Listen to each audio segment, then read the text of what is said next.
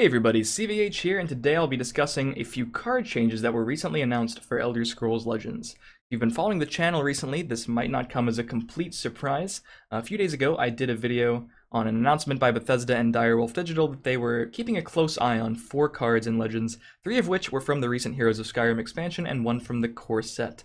And today, we've got an announcement that not only did they keep them under consideration, they have come to the conclusion that all 4 of these cards should be changed in some way and, nerfed in some way. All of these cards have seen a reduction in power level. So, without further ado, I'm going to go over each of these 4 cards and the changes that have happened to them, in case you have no idea what I'm talking about, and then taking a minute to discuss my thoughts on the changes themselves. So let's get the first nerf up. I just didn't want to have any spoilers behind me, but the first card on the list, to no one's surprise, is Echo of Acatosh. When you draw a creature, give it a random keyword. Very different from on a summon, giving every creature in your deck a random keyword. Moving on to Praetorian Commander, now has summon, give creatures in your deck +1/+1 instead of giving them all +2/+2. Everything else remains intact from these 2 cards. Bringer of Nightmares is different in that the entire effect of the card remains completely intact, and the only difference being that they have increased the magic cost from 6 to 7.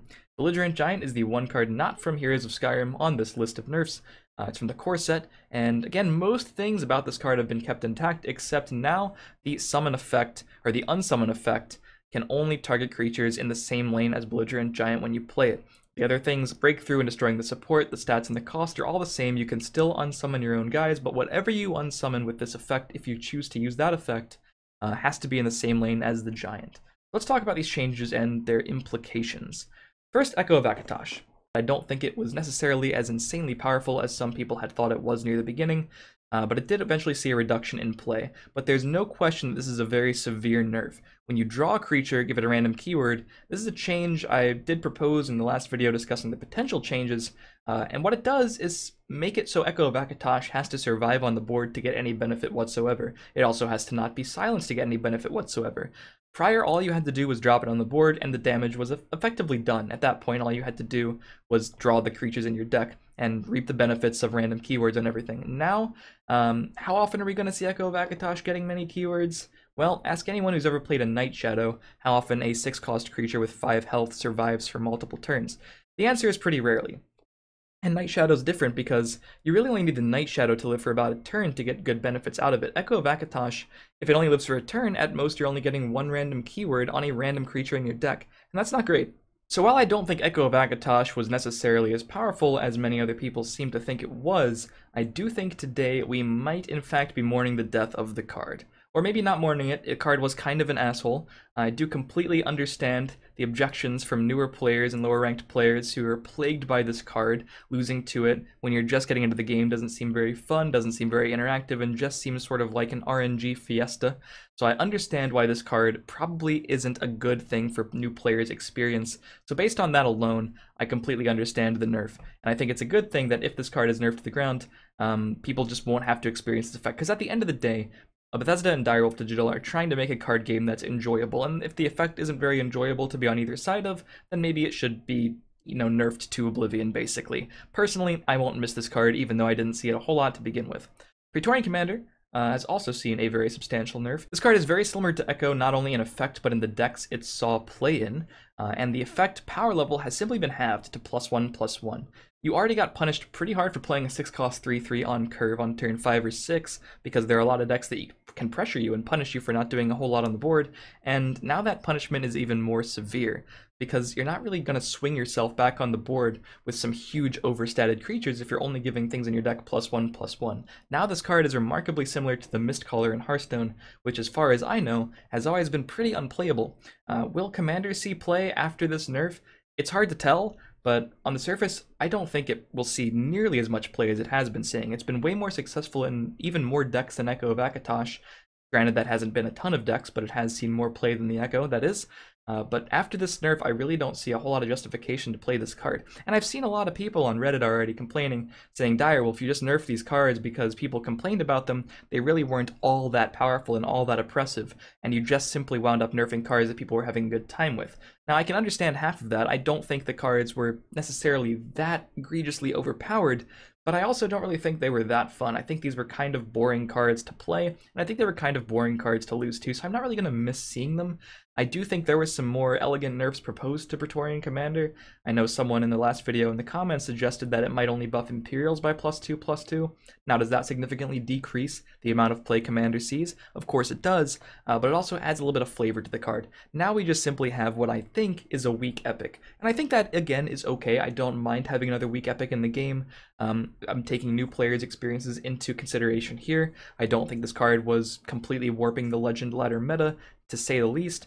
But I do think new players necessarily would find losing to these kinds of cards a bit uninteractive, so I understand why this card has been nerfed in this way. Bringer of Nightmares. Now this is a controversial one. I've seen people already say they aren't particularly happy with the way this card has been adjusted. Everything remains intact except for the magic cost increase.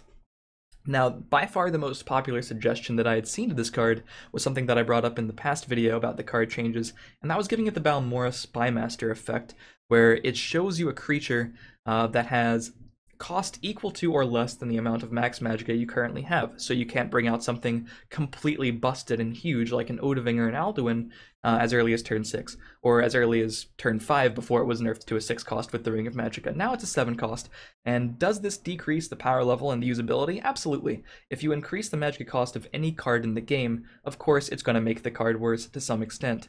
And now, of course, if you're playing mid-range sorcerer deck, for example, Bringer of Nightmares competes for a slot in your deck with cards like Bone Colossus. Of course, every deck is going to have a bit of a harder time justifying it, but I do think this effect is still incredibly powerful.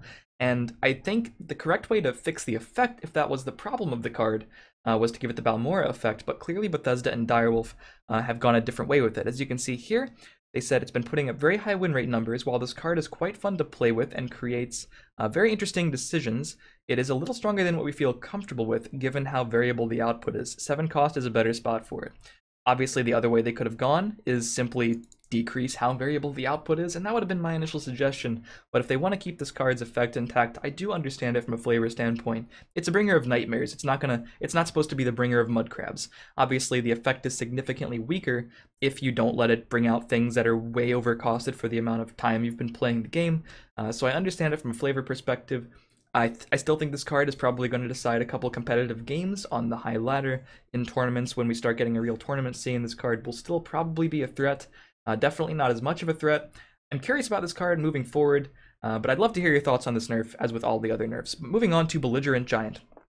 7 cost, 7/4 still, and unsummoning a creature in this lane. So the Manticore treatment, removing the versatility somewhat of this card. Still a very versatile card. It can even still target supports. But this effect is really powerful, and the fact that you can only play this in the lane of what you are bouncing now does weaken this card significantly due to its low health. A lot of the power level of Belligerent Giant was being able to throw it in the shadow lane after the game's been going on for a while, bounce your opponent's big threat, and continue racing, knowing that Belligerent Giant was pretty hard to kill if it couldn't be attacked immediately, and was likely to hit for that 7 points of damage.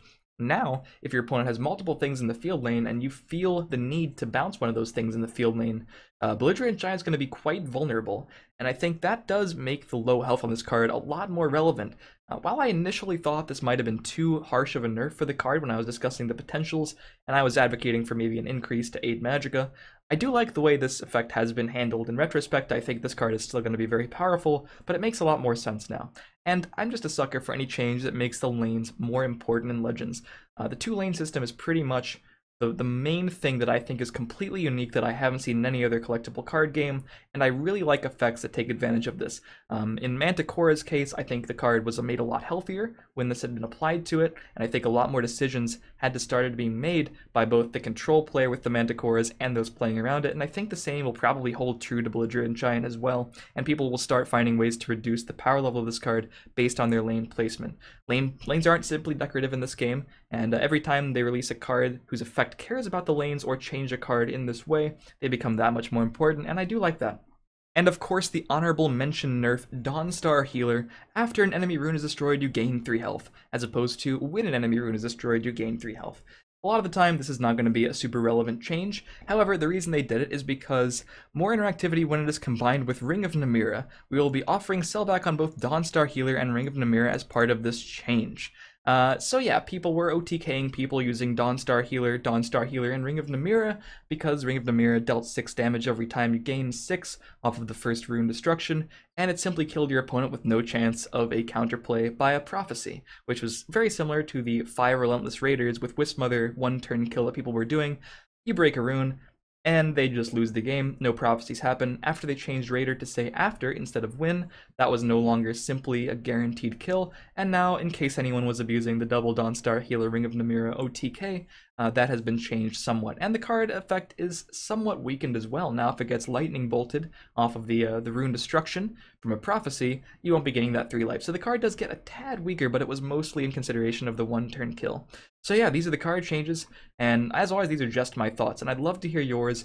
Very interesting changes proposed, not necessarily what I would have guessed, and I think a lot of people have been surprised by at least one of these on the list, so I'd love to hear your thoughts. Join the conversation and leave a comment. Let me know what you think. Were these too harsh? Were these too lenient? Do you think they even touched the correct cards? And what do you think might be looked at next, if anything? And as always, if you've enjoyed the video, feel free to leave a like and subscribe to the channel for more Legends content every day. Check out my stream in the description, and I'll see you guys next time.